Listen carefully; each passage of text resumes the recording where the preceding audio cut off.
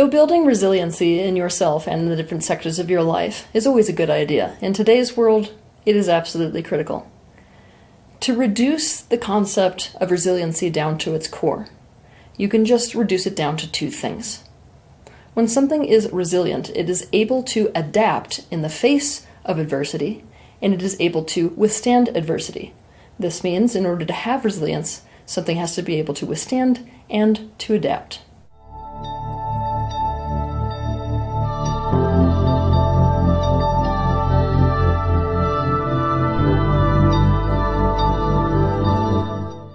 You can take this concept and apply it to literally everything to see how resilient that thing is. I'll give you some examples. If your positivity depends entirely upon something good happening to you, that's not a resilient mentality. Having a mentality of it being up to you and in your power to create something good to feel positive about is an example of a more resilient mentality. Or let's say that your finances are solely dependent on a boss who gives you a paycheck. And that boss could easily fire you, and if he does, you've lost your only stream of income. This means your finances are not resilient. On the other hand, making sure that your finances come from multiple streams of income, so that if one is cut off, you still have other streams of income, is a more resilient financial strategy. Or let's say that rupture is inevitable in relationships. So what creates security in your relationships is your ability to resolve rupture. But if you don't know how to create resolve in relationships, or if the people you are in a relationship with are not interested in creating resolve, your relationships are not resilient. On the other hand, if you know how to resolve rupture when it occurs in a relationship, and have relationships with people who want resolve, your relationships are more resilient. The reason to create resiliency is not because the universe is against you. The reason to create resilience is because you want to be able to depend upon the fortitude of not only yourself, but the things in your life, especially if those things were to encounter oppositional forces. I do need you to keep in mind that adversarial or oppositional forces are not necessarily malevolent things. For example, change can be adversity. Change can be an oppositional force, as so many businesses have figured out the hard way when they weren't able to adapt to the new, and so they weren't able to adapt to changes in the market or changes in purchaser trends.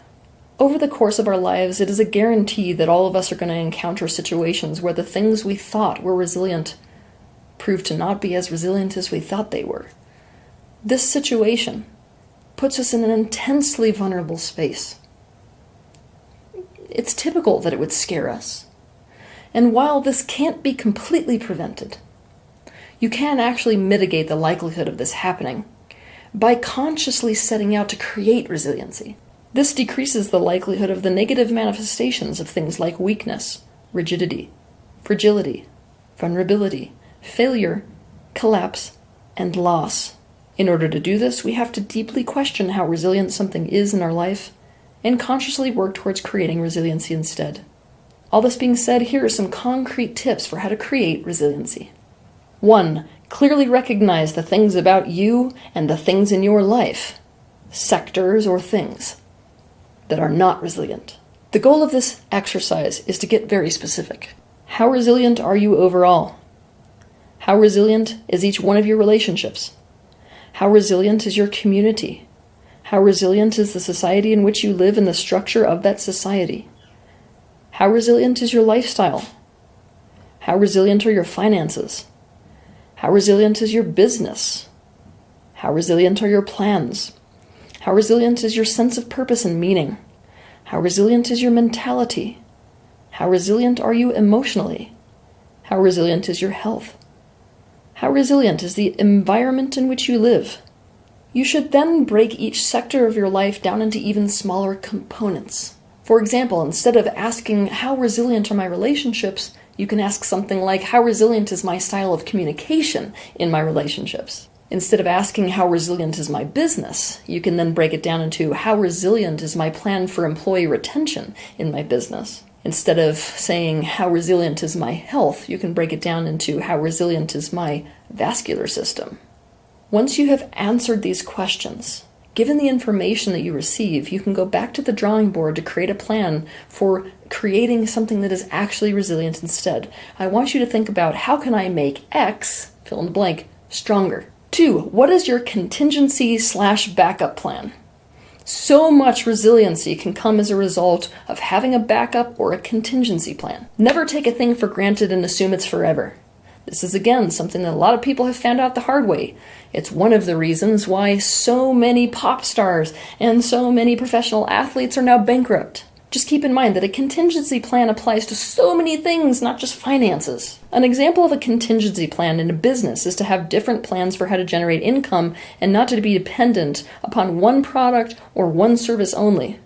An example of this relative to health is to say, I'm going to try this thing wholeheartedly, but if it doesn't work, I'm going to try this other thing. An example of this relative to a housing situation can be, I want to live here for right now, but if X, X, and X doesn't happen or does happen, I'm going to take on a roommate. Some people fear that by creating a contingency plan, that it's like lending energy to the idea that whatever bad or unwanted thing will happen. Obviously, this is a big problem within law of attraction-based or intentional creation-based communities. This is also one reason why so many people hate the idea of prenuptial agreements. It feels to them that if they're wanting to have faith in the fortitude of their marriage, a prenuptial agreement is like putting energy towards divorce or having no faith in the marriage. I want you to look at contingency planning in a completely different way. If anything, just like wearing a seatbelt in a car. What it can help you do is to stop focusing on the worst case scenario. It can make you feel more security and a sense of more fortitude, and therefore stop putting any energy towards whatever negative potential may exist. Therefore, a contingency plan doesn't just prevent you from being blindsided by adversity, it stops you from focusing energy towards adversity. 3, face and integrate your fears. Nothing destroys resiliency quite like unresolved fear. Nothing builds resiliency quite like integrating fear. When fear has control of us, what it's doing is sitting behind us outside of our conscious awareness. What we have to do in order to take that control back is to turn around and to face it directly. We need to become intimate with our fear. What does that mean, to become intimate with your fear? It means to see it, to listen to it, to feel it, and to completely understand it. And with that information that we gain by doing so, understand how to resolve it. By doing this, that fear is no longer in control of us, and so other people can't control us with it. It's so easy to see how much stronger you will be, how much easier it is to withstand, and even to adapt by doing this. But in case you want to dive way deeper into this concept of fear and how to integrate fear and how to work with fear, I have an entire section of my book dedicated to fear. That book is titled The Anatomy of Loneliness. 4, build a support network. We live in a society that totally values independence and totally devalues and shames any form of dependence. But resiliency is as much about developing a sense of autonomy, what a lot of people call independence, as it is developing interdependence. The current structure and trend within society is set up so that we become more and more separate. It's set up so that a person becomes more and more self-sufficient with no dependency on other people, but a lot more dependency on the system. The thing is, spoiler alert, people need people. Human beings are a relationally dependent species. At some point, people are going to have to swallow that. Having a support network in your life and being a part of other people's support networks means you can add their energy and mental, emotional, and even physical resources to your measure of resiliency. There's a reason that some people with severe addictions end up on the street and some people don't. You know what it is? A support network. And guess what? One of the best ways to maintain a strong support network is to give. Lend your mental, emotional, and physical resources to others in order to support their resiliency. Something that early people who lived in community societies or tribal societies deeply understood is that another person's resiliency within your tribe adds to your resiliency. This is where we come up with concepts like a community is only as strong as its weakest link, right? Something that early humans understood, or even groups of people that live in communities or tribes deeply understood, is that the resiliency of other members of that group or tribe add to your own resiliency. So it's really critical to put your energy towards the resiliency of others. All that being said, this means that communication skills are a very important thing to develop. And I never want you to forget that collaboration may just be a very important key to resiliency, because 2 minds are better than 1, and many minds are better than 2. 5. Accept change when it happens, and accept that change will inevitably happen. Rigidity does not create resilience. Denial does not create resilience. The more adaptable, flexible, and on board with instead of opposed to change you are, the better. Acceptance is the opposite of denial and avoidance. To accept something is simply to recognize it as valid and correct. A lot of people like to think that acceptance has to do with condoning something or liking something. Acceptance has nothing to do with that. It's simply being able to acknowledge something is valid enough to let that acknowledgement in instead of fighting to keep it out. To be resilient, you have got to be able to accept what is. You have got to be able to accept reality. To truly understand this, you can watch my video quite literally titled Reality. I want you to also ask yourself, what am I really afraid I might be in denial about or avoiding right now? And make a list. Denial runs deep, but it doesn't often run deep enough to silence that little voice in there that keeps telling you about an unpleasant truth. Then, with each item on that list, I want you to ask, if the voice of denial were not so loud, what would the unpleasant voice underneath it be saying to me about the situation? See if you can really accept those truths, meaning see them as valid. Accept them as true, that's it. People who are prone towards denial love a sense of control, and I want you to recognize that even though you love a sense of control, you actually have none unless you're accepting reality or accepting that change has occurred. By not accepting the reality of something unpleasant, you can't do anything about it. This means eventually it gets out of hand and takes its own course, with or without your consent. Denial doesn't work. In case you know where you are and where you want to be, you cannot chart that distance or take appropriate action to get from point A to point B. I also need you to understand that by resisting this, you are wasting precious time fighting against what you can't make unhappen. And remember, because evolution and therefore change is the modus operandi of the universe itself, change is what will happen. Will you be ever on the lookout for and ride the wave of change, or fight it when it comes? Because one strategy is the recipe for resilience, the other for collapse. I want you to just remember this. The more adaptable you are, the more resilient that you are.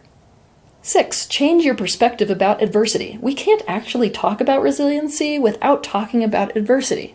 One implies the other. The attitude that you have about adversity changes the way you respond to it. It also changes a whole host of biological mechanisms, such as the stress response, that takes place inside your body. What is your attitude about adversity? How do you respond when faced with adversity? Does that attitude and response bend you towards resiliency and success, or collapse and failure? People who tend to demonstrate the highest level of resiliency have this perspective that adversity makes them better, makes them more. It adds to them in some way instead of taking away from them. They take adversity as an invitation to change and to learn. They take it as a message to reevaluate their desires, their intentions, and their strategies. This doesn't mean that people who really demonstrate resiliency like adversity. You should probably not go about it that way. Meaning, don't try to get yourself to like adversity. No one really likes adversity. All I'm trying to say is that people who really develop a high degree of resiliency see the value in adversity. They look for how to use it to their benefit. This means one thing you got to be really, really sure about is that you are very careful about the meaning that you assign to adversity. A mal-assigned meaning can destroy resiliency. To understand more about this, watch my video titled Meaning, the Self-Destruct Button. And don't forget to seek positive meaning to whatever it is you're experiencing. 7. Develop self-efficacy. Self-efficacy when it comes to building resilience is the belief or confidence in your ability to overcome challenges and to withstand and succeed in the face of adversity. You're going to find that you have a lot more self-efficacy in certain areas of your life than others. For example, let's say that I was going to throw somebody who had a lot of confidence in the kitchen into a kitchen to make a recipe, but there was a lot of ingredients missing. That person's going to be able to feel a lot more self-efficacy in that situation and therefore a lot more confidence because of the confidence they have in their ability to cook. Now, if I was to throw somebody who didn't feel a lot of confidence in the kitchen into that very scenario, they would immediately get overwhelmed and maybe even give up. I want you to really recognize and let yourself resource the areas in which you feel a high degree of self-efficacy. Those areas you feel superbly confident about. I want you to let yourself really feel your strengths. And when you find an area in which you feel you lack that self-efficacy or confidence, I want you to ask yourself, what would it take for me to feel confident in my ability relative to this thing? These areas are areas in which learning and practice to develop knowledge and skill will go a long way. Think of it this way. A person who knows how to grow their own food would feel a lot more self-efficacy regarding a food shortage in the system. You're looking to think and do things that cultivate the feeling that you can not only cope with what happens, don't forget that for me coping is a little bit of a swear word, but also succeed with what happens. The more competent you feel and are, the more self-efficacy you will experience. 8. Always focus on and put your energy towards what you can control instead of on what you can't. When we encounter can'ts or closed doors, it's really tempting to get super overwhelmed with those things and to lose all of our focus, energy, and attention on what can't happen, what isn't working. Essentially, we become completely absorbed in what we can't control and lose total focus on what we can control. But if something's out of your control, then by definition, you have no personal power there. So probably it isn't the greatest place to focus. Instead, look for whatever you do have power about in the situation at hand. Look for the window that's open when you have no control over a door being closed. Do not remain focused on what you can't do. What can you do? Because personal empowerment is such an important element of resiliency, it may benefit you to watch my video titled Take Your Power Back. 9. Find or create purpose. Purpose creates resiliency. End of story. Before you start panicking, thinking you have to figure out what your entire life purpose is, don't panic. Because even though life purpose gives perhaps the most amount of resiliency to a person that you could possibly imagine, all purpose brings resiliency. And you don't have to know it. You can actually create or find it. You can look for purpose or even create it in any scenario you find yourself in. For example, a person might feel their resiliency waning because of unjust treatment. But all of a sudden, they may come up with the purpose of doing whatever they're doing for the sake of people being treated in a more just way in the future. And suddenly, because their purpose extends just beyond them, they've found that purpose or created that purpose for themselves. Suddenly, they have a lot more resilience to go through everything they need to go through, including unjust treatment. With purpose, you can withstand a great deal more and for a great deal longer. People cannot withstand pain without purpose. People can't really strongly get their own energy behind them in something without purpose. So come up with that purpose. Genuinely look for and come up with the purpose that makes all of your personal energy back you up in a thing. Now, before you go ahead and think, I need to come up with some grand purpose, you can even do this for something as simple as washing the dishes. Maybe there's no real purpose behind washing dishes, but maybe you have a real interest in meditating. Now all of a sudden your purpose for doing the dishes is to do a present moment meditation, and suddenly that presence gives you the resilience to be able to do it without giving up or getting frustrated. 10. Deliberately positively focus. Now positive focus is a bit of a slippery slope, I'm going to warn you. Why? Because positive focus is something you can use as a tool of resistance. You can use positive focus to avoid or deny the negative. If you're using the tool of positive focus that way, it's not going to benefit you at all. In fact, it's going to get you in a whole heap of trouble. Oh, and just in case you were wondering, the reason that people do this is because they don't think they can cope with whatever negative reality is in front of their face. This disempowers them. Why? Because if you're a person who does this, then you're not in reality, and you can't have power outside of reality. That being said, as long as this is not a way that you're using positive focus, meaning you're not in avoidance mode or denial mode, another thing that builds extreme levels of resistance is positive focus. Now, some of you who are watching this may have a little bit of a resistance to positive focus, and it's here that I'm going to get you guys. Reality contains both polarities. In any circumstance, you could come up with a whole host of positive things about that experience and negative things about that experience. To be in reality is to see both sides of that coin at the same time. And a lot of people are really good at seeing the negative side without the positive side, and that's a recipe for lack of resilience. So, recognizing the positive and making lists of positives and developing optimism is something that you need to do in order to create resilience. Deliberately practicing this will increase your ability to withstand, endure, adapt, and succeed. 11. Answer this question: what would give me energy? Having more energy increases your resiliency, but ironically, going directly and consciously for what gives you energy is not something that a lot of people are consciously in the practice of. The answer to this question, what will give me energy, is going to be different from person to person and even different from moment to moment. I'll give you some examples of what I mean. For one person, being social will give them energy. For another, it will take energy away. For one person, running will give them energy. For another, it will take energy away. For one person, taking a salt bath may give them energy. For another, it may take energy away. For one person, watching an intense documentary may give them energy. For another, it will take energy away. For one person, completing all the things on their to-do list right now will give them energy. For another, it will take energy away. So I want you to write a list of all the things that give you energy and pick items off of that list to do on a regular basis. Again, what I said is that this is going to change from moment to moment. So even though you have that list, you're going to have to ask yourself the question, especially whenever you feel a decrease in your personal energy, what will give me energy right now? And be open to being totally different on one day versus another day, or even from moment to moment. 12. Think about resiliency as being the strength of the strategies that you have for adversity, adaptation, and withstanding, and succeeding on a mental, emotional, and physical level.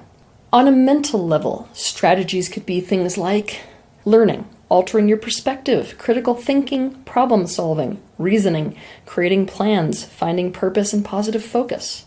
On an emotional level, strategies could be things like expression, regulation, taking care of your own emotion and listening to the personal truth that is behind your emotion being conveyed by your emotion. On a physical level, strategies could look like taking action, doing something as opposed to thinking about it, making physical changes, building connections, creating a strong body through your diet, exercise, sleep, and lifestyle habits, and doing things that enhance your health and energy levels. Meditation is an example of something that can build strength in all of these areas. A person is really a layer cake of all of these layers of existence. To have resilience, you have to build strength on all of these different levels, and never forget that the resilience or lack thereof on any one of these levels affects all the others. This means seek to create mental fortitude, emotional fortitude, and physical fortitude. As a small side note here before we end this video, I have to mention that one of the things that tests resiliency the most is a crisis. And a lot of you might be feeling like you're in a crisis right now. This means your resiliency is being tested. I've created an e-course to help you with this. How to thrive in a crisis. In this course, I will take you through in-depth lessons and also exercises for how to develop resiliency and how to thrive, not just survive in a crisis. If you want to learn more about this course, you can visit tealswan.com/crisis. Resiliency does not make you immune to life's difficulties. You're still going to feel challenge. You're still going to feel pain. You're still going to feel negative emotion and experience unwanted things. The thing is that those experiences are not going to topple your tower. So in the name of resilience, I leave you with the words of author Elizabeth Edwards. She stood in the storm, and when the wind did not blow her way, she adjusted her sails. Have a good week. If you liked this video, be sure to share it, like it, and also subscribe to my channel so you can see more content like this. But I want to personally thank you for taking the initiative and having the bravery to step into the space of awareness, not only for yourself, but for the benefit of those around you.